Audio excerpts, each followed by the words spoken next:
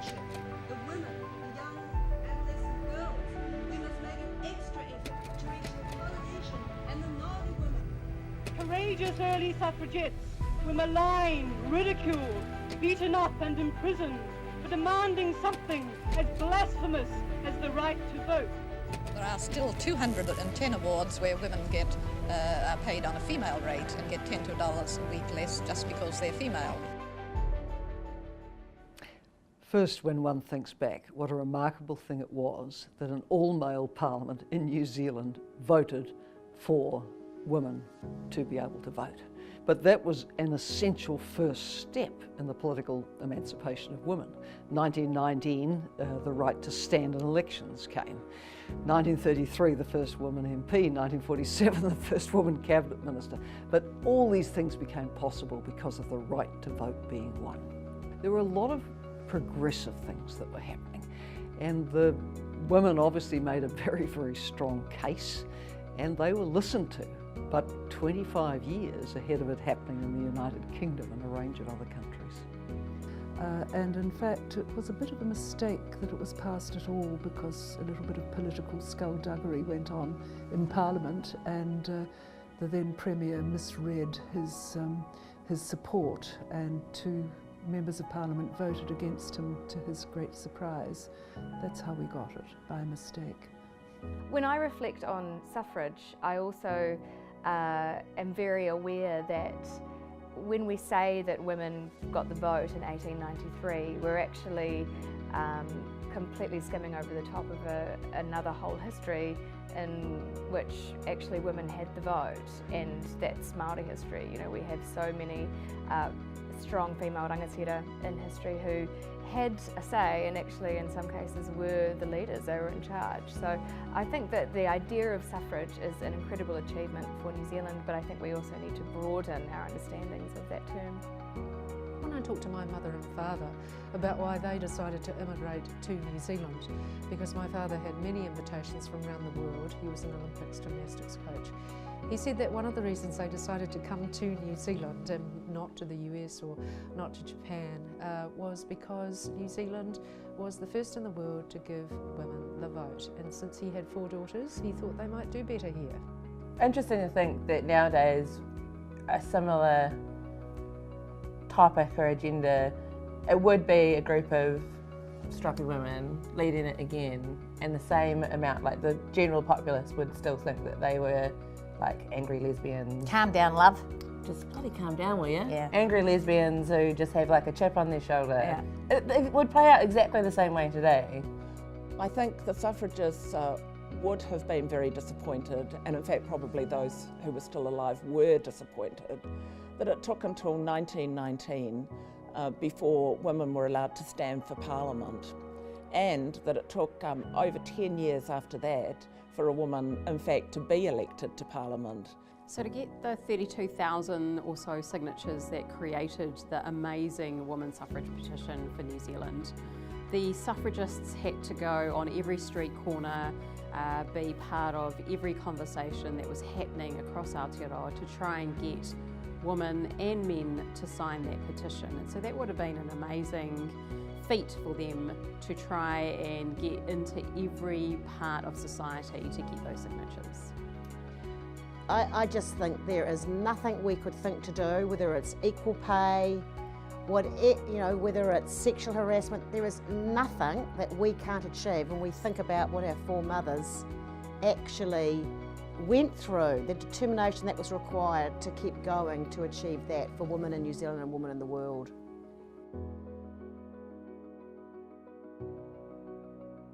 Diversity's come to mean being a woman. Generally what it's meant is being a white woman, but actually, you know, we're all different ethnicities and intersectionalities.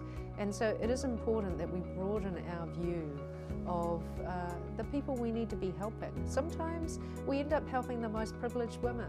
We need to be thinking about those who are suffering double or triple disadvantage. When I was younger, I used to say to my male mentors, this is what's happening to me, and they'd say, oh, don't worry about it. It's just because you're young. Now that I'm older, I realise it's not because I'm young. It's because I wake up every morning and I still look like this, you know? And I don't think it's acceptable. I would like to be treated on the basis of merit. Discrimination was fuel to me, F-U-E-L. I didn't get angry, I thought I'm going to get even. People have made it clear to me that they don't think I can amount to anything, and they're wrong. So at 48, I find myself the oldest woman in a full-time presenting role in primetime television in New Zealand. And I'm not proud of that as a woman, because I think there should be women in those positions who are older than me. There are certainly plenty of men who are older than that and on primetime television. But there's something not quite right about the attitude that women are dispensable and we just get a younger one all the time, and yet men improve with age. It's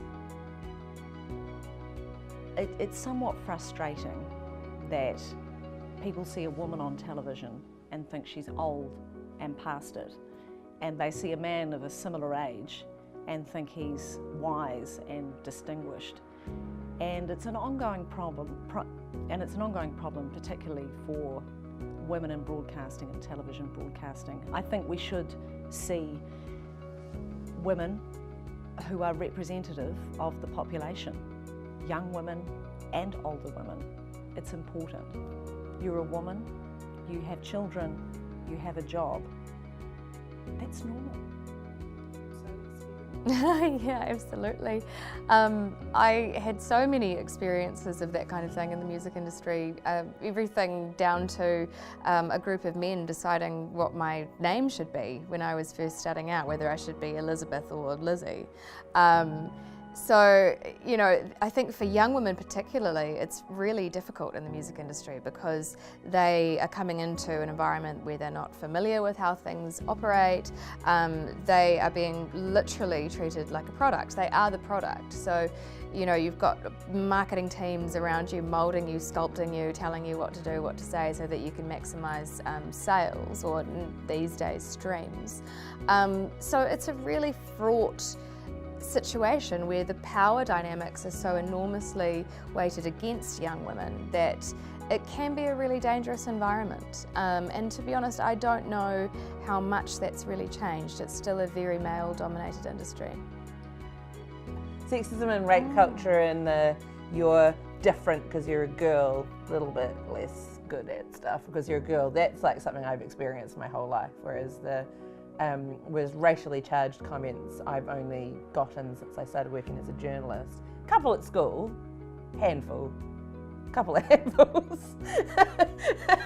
It comes back to having a country that is full of people that are inclusive of each other. We are a country of migrants, we're a country of Indigenous people. We have a huge range of diversity in and across our country, and we need to be including everyone, no matter what they look like, their race, their sexuality, their sexual identity or gender, or attitudes or background or education, to make sure that they feel included. We need people really just to open their eyes and think about, what is it like to be someone else that doesn't look like myself? I have faced discrimination every day since I've been in this country, and I was born here. I don't look like the average Kiwi. I don't have a name that is spelt in a way that is common or familiar to people. Every day I have to say to people how to pronounce my name. As you can hear, my voice sounds just like a Kiwi. If you close your eyes, you'll never know that I look the way that I do, that I have brown skin, that I have a family name that is the name of my grandfather.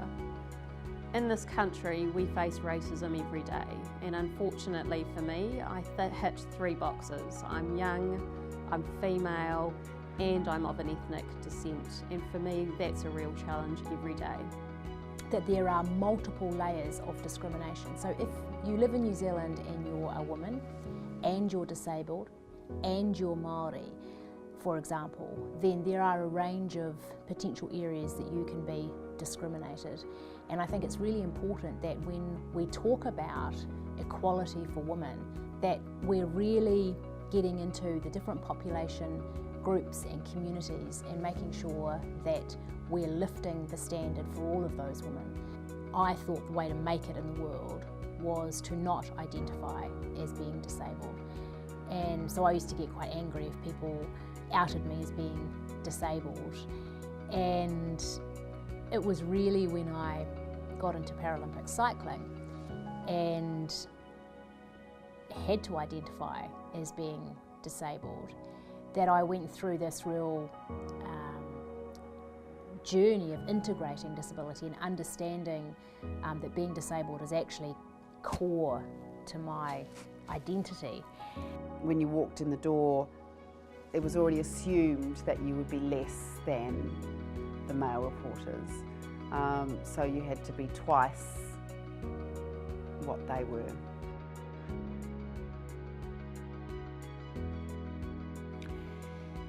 I think most women would agree that even though we have a number of fantastic women in really high leadership jobs, that we're still very much underrepresented in leadership across business and in the boardroom, and I think that has to change. I'd love to see 50% women in Cabinet, as well as 50% women across Parliament. At the moment we've got 40%, but we can do better though. It's still a boys' game. The definition of merit and who gets into Parliament is still very much a masculine-based definition. There's obviously a lot more women now having young children, have young babies, so there's a real effort to make it more family-friendly, but there's a lot more that needs to happen to do that. I've always been conscious that as you're crashing through one barrier after another, this is building a ladder which other women can also aspire to climb. So it becomes a very powerful role model for New Zealand to be able to say 3 women Prime Ministers. I mean, we're up there with the top of the world. Because there are still plenty of companies that have no women on their boards, and there's still plenty that have one and think it's done, you know, it's one. Well, you know, it's not done. I think though that now I'm at the stage where I just think if you haven't figured out that you need all of the talent pool at the table, maybe we need to help you. It's not as if there aren't women that are qualified, there are heaps of them. Quotas were very successful in Norway in moving towards gender equality on boards, and it's a no-brainer that it works for companies. They show in all international research that the companies with significant numbers of women on the board and the senior management do better. What a surprise, they're actually attuned to the 50% of the population that is female. Of course people will object to quotas, they always do, but if nothing else works, well worth trying. Now we all know what the refrain will be, oh, we can't find the women. They are there, they are competent, they're there. And what a quota does is force boards to go out and look for those women. Representation on panels, in boardrooms, pretty much everywhere is vital because that's where the conversations happen, that's where change happens. You know, if you're in a boardroom, for example, and there's no one, there are no people of colour or there's no women, then there's no one there to represent those people in the organisation, and it's just bad decision-making practices because everyone's basically coming from the same or a similar kind of background and will often have quite similar experiences.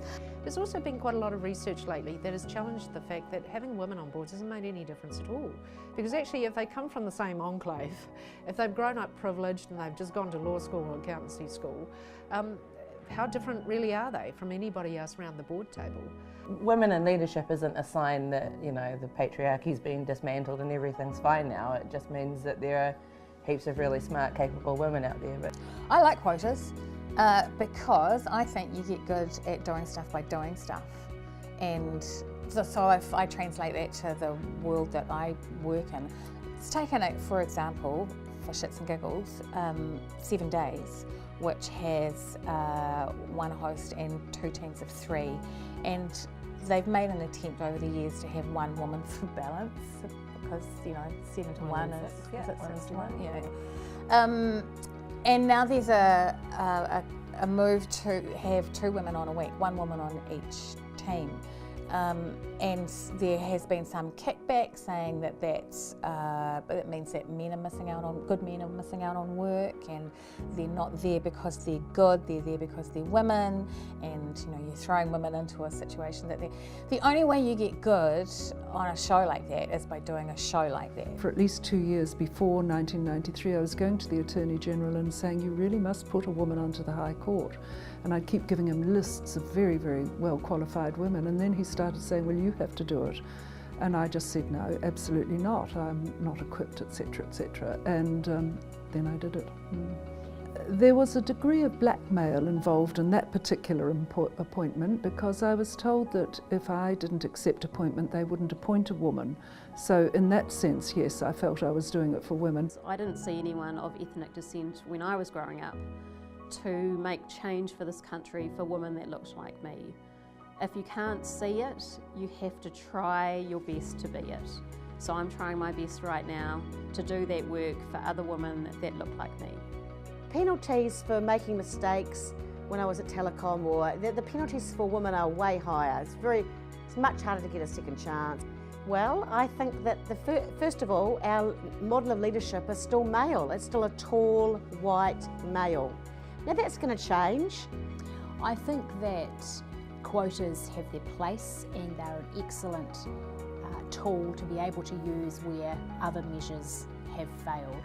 And I'd like to make sure that we were focusing on all of the measures to reduce those barriers as much as we were focusing on where it might be appropriate to have some quotas or targets.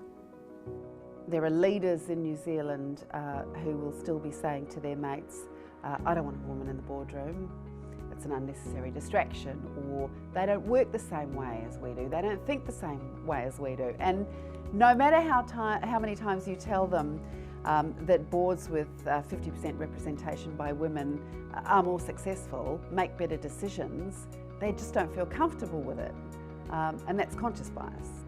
The glacial pace of change in getting women into those CEO positions or onto boards is not good enough. So, and when something's not working, you look for other ways to solve them. We need some kind of targets or quotas, because unless people are made to focus on the issue, if they're not going to do it consciously and of their free will, I think that they should be held accountable for that. If I'm having a conversation about how women are affected by something, and I would be saying, where are the trans women? Where are the women with disabilities? Where are the women from that community that we're talking about? Because I think there's still, it's kind of, it's just kind of a majority dominant approach to saying, yes, we want to help everybody, but we're going to be the ones to help them.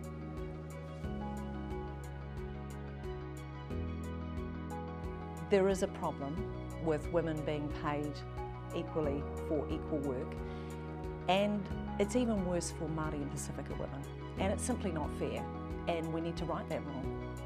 There needs to be real focus on when women take time out of their careers. More importantly, men need to be doing their fair share of childcare, and I would like to see men have their own paid parental leave in their own right. I think we need to look at what's happening around the world on this. Iceland, for example, has gone a step further than anyone else. It now requires companies with more than 25 employees to actually prove to their Labour Department equivalent that they have gender pay parity. And it's actually an offence against the law if they don't. So they've gone further than just saying there must be equal pay to looking at the reality. So let's learn from some of those examples. I think that would help. A guy who was doing a similar job to me at a publishing company, I heard him on the phone to his bank. He said out loud what his annual salary was. It was 20K higher than mine. And I was like, that's so high, I must have heard it wrong. So I asked for a meeting with my boss, and I said, I've just heard so-and-so talking about his salary, is this what he earns? And it was this real, like, how dare you come to us and ask this question? And the second I got that reaction, I knew I'd heard right. Not only do we not have equal pay for work of equal value, we don't even have equal pay for like work. And that is why pay transparency, which is sort of on the work program of the Minister of Women, Julian Genter, and this government, is so important. But we are behind both Australia and the UK on pay transparency and reporting pay bands by gender. That is so easily fixed. Employers don't know what they're paying their staff. If they don't know about the pay differentials, if they haven't analysed that, then they can't fix the problem.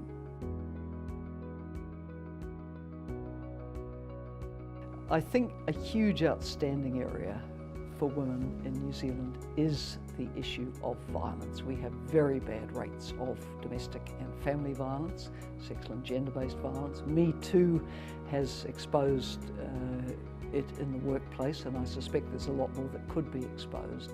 But the violence in the home is extremely worrying, and I think we need a national reflection this year on this as a remaining serious blight on many women being able to realise their aspirations.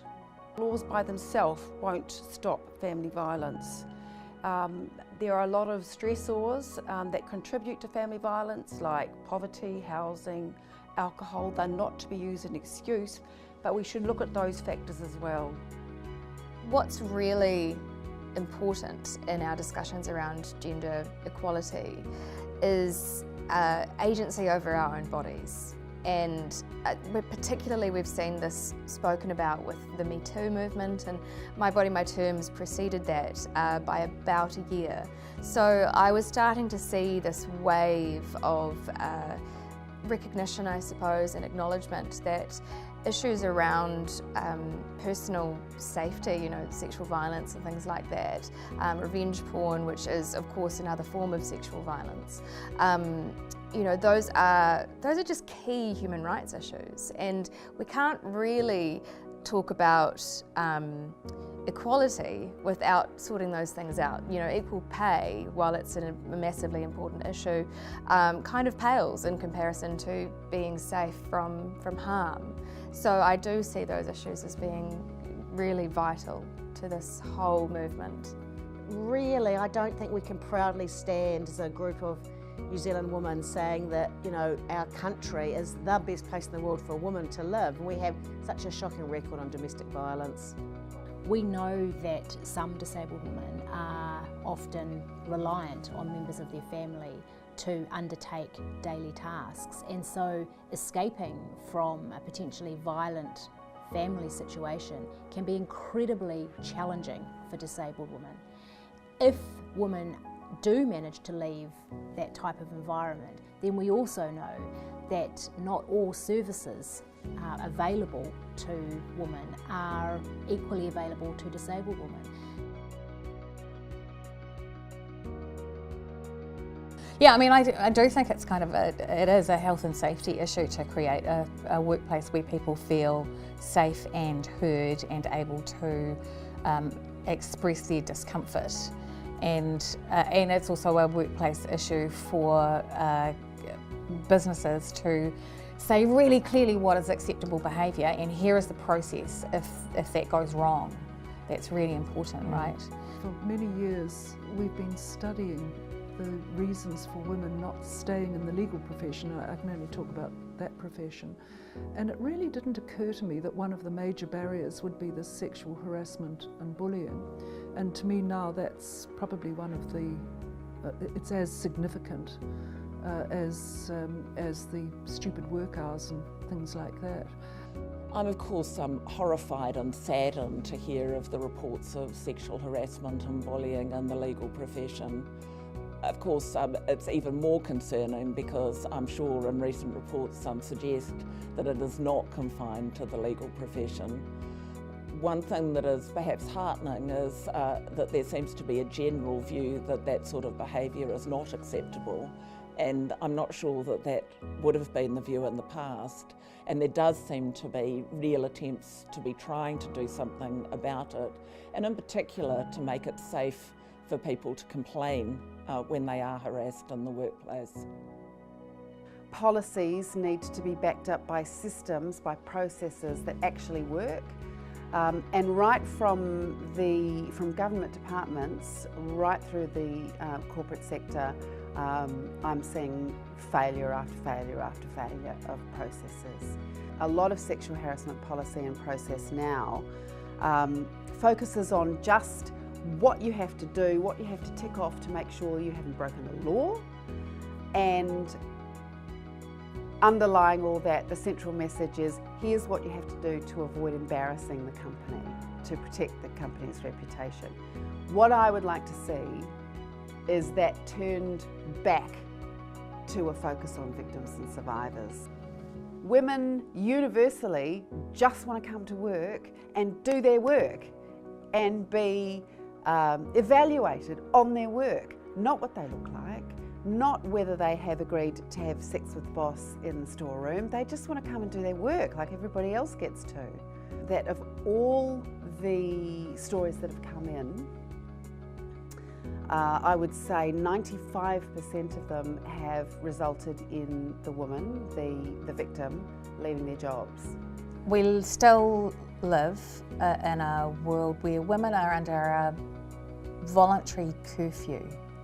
We don't go out alone, and sometimes don't go out. And there are places we don't go to. I mean, if you say to somebody, I walked from my hotel to the event and walked home afterwards, they go, why did you do that? Yeah. That's crazy. As though if anything had happened to me, it would be my fault. Yeah. Why would I? So yeah, it's my responsibility. And if something bad happens, well, what were you expecting? That reaction, that's rape culture. Pure and simple. Yeah. Just, oh my God, why? Yeah. Why would you put yourself in that position? Yeah. The reaction to that, that's rape culture. Yeah. It says that what happens to women is the norm, so it's our job to do something about it. There have been times in my career where I've had to stand up for myself and point out the disparity of opportunity that's been offered to me and to a male colleague. And at the time it didn't go down particularly well, but I kept fighting, and in the end I won, and it felt good to, you know, have a positive outcome, but it took guts. One of the things I find the most difficult to deal with is the exclusion of trans women in some people's feminism. And I think that, you know, if your feminism is not inclusive and if it's not intersectional, then it's not actually feminism at all. My work at the Superdiversity Centre is really designed to say to New Zealanders that we need to embrace what the implications of superdiversity mean for government, for business, and for all of New Zealand, and to maximise the full potential of that. At the end of the day, people just want to be treated on the basis of merit. I still go back to the UN Declaration on Human Rights, that all were born equal and all should be owed equal dignity and equal respect. When I went to the boys' school next door to do maths, and the male teachers said, well, girls can't do maths. So I actually understood that there was discrimination, not in my family background, but in the world, you know, really quite young. Yes, I tried to get into investment banking when I finished my business and law degrees and couldn't, and got the rejection letter, but I got a call saying it's because women don't belong in investment banking. So I was told that quite directly. When I was growing up, it'd be fair to say I didn't really have any disabled role models. I can't really remember any disabled people who were out there and were being, you know, having their light shone on them by the media.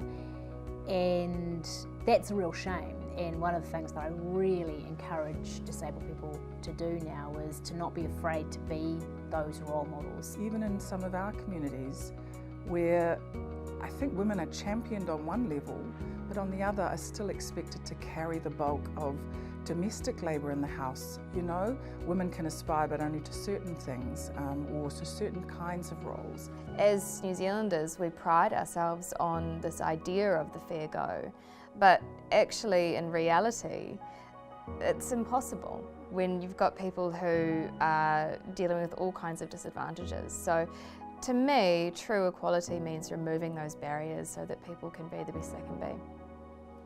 Before I die, what I'd like is just to live in a society where people are judged not by the colour of their skin or by their gender, but that people are judged on the basis of who they are and on the basis of their character. We are not going to solve the more complicated problems of the 21st century if we don't allow everyone to be unleashed to be their full potential and their full selves. We need accessible, affordable childcare. We need two parents to equally co-parent. We need women to not be primary caregiver as well as have a career. We have to stop asking ourselves if we can have kids and a job that we love. Men never ask themselves that question. Create a world where women don't have to ask themselves that question. Women wearing whatever the hell they want and not being blamed for someone else's reaction to it. To me, I think that we haven't moved very far since I was 18 and starting to really take an interest in these issues. I think that, as I said at the outset, the legal barriers have been broken down, but the social and other barriers are still very difficult for young women. And I also think that the discrimination is still there against especially younger women, as an example, but they're much more subtle and much more difficult for them to contend with. It's a bit like those posters at political rallies in America. I can't believe we're still talking about feminism. I think that choice and the balance that people might want between a career and family should be an individual choice or a family choice, and it should be backed up by family-friendly policies in the workplace, and I think we've got a long way to go before it does truly become a choice as to how that balance is made out. In New Zealand, we need to have a very strong culture of gender equality. So we need to have the right attitudes and behaviours that drive a great culture. What we know today is that New Zealand's culture has got room to change. We know people don't think that everyone is equal. We know that people don't even think that gender equality is an issue. And we need to make sure that any person in any school, education institution, workplace or home is free and safe from any gender inequalities that they may face. Well, equality looks like women having an equal place in public and in private, standing in their power and being able to bring forth into the world whatever are their particular talents and skills. My vision for equality for women in New Zealand is that all women have the opportunity to live the life that they want to live and make the contribution that they want to make. There are areas in that 125 years since the suffragists where we haven't really progressed much at all. So I think we lean on those two things. First, to get the vote and the fact that we at the moment have 3 women in our 3 top jobs. I think we lean on those a little bit too much. They give us an excuse, like an easy out. Well, it's about being considered equal. It's about being considered a human being, no matter what shape we are, how we look, what gender we choose to identify with, what colour our skin is, just to be recognised and be treated as equal.